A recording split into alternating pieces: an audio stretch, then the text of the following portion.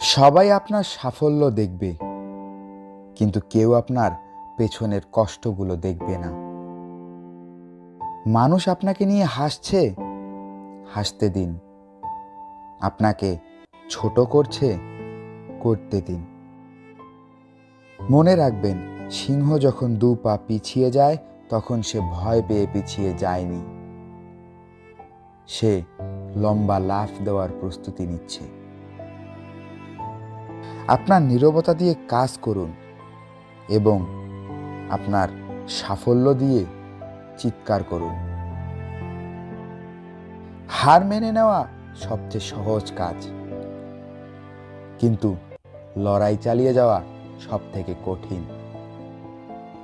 হ্যাঁ, লড়াই চালিয়ে যাওয়া বীরের কাজ। আপনি কি একজন বীর হতে প্রস্তুত? যদি আপনার মতামত ইয়েস হয়ে থাকে, তাহলে এক্ষুনি একটা ছোট কমেন্ট করতে পারেন। আর ভিডিওটি ভালো লেগে থাকলে চ্যানেলটি সাবস্ক্রাইব করে আমাদের পরিবারের সদস্য হয়ে যান।